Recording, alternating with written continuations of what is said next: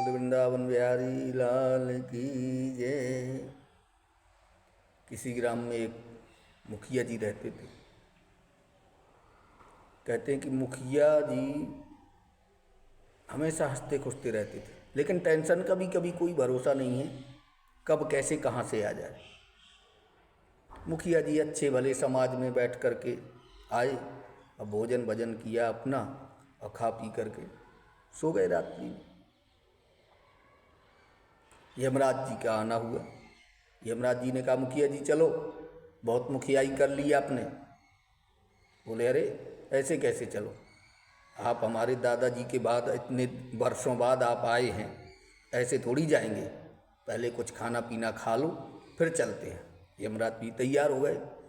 मुखिया साहब ने बढ़िया थाल, बड़ा सा थाल लगवाया, कई प्रकार के व्यंजन लगवाए उसमें, और यमराज जी ने भोजन किया, बढ़िया विधिवत भोजन किया। अब कहा कि चलें। अब लिस्ट जेब में पड़ी थी यमराज की कि किसको लेकर के जाना है। अरे बोले खाए पिए हो, कहते हैं कि खाना खा करके कुछ सोना चाहिए थोड़ा बहुत, मुखिया मुख सो चाहिए, खान पान सो एक।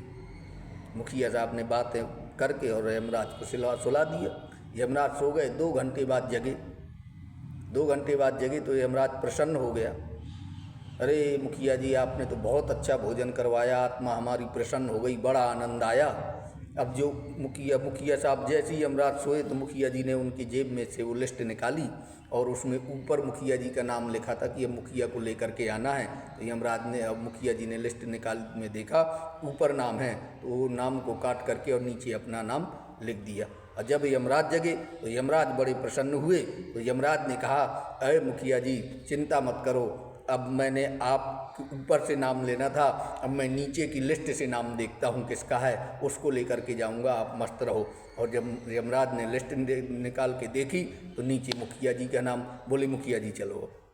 तो टेंशन ऐसे आ जाती, कभी भी आ जाती, कहीं से भी आ जाती है। ऊपर का नाम मुखिया जी ने काट के नीचे किया, यमराज प्रसन्न हुए, उन्होंने नीचे से ही अपना वो कर लिया।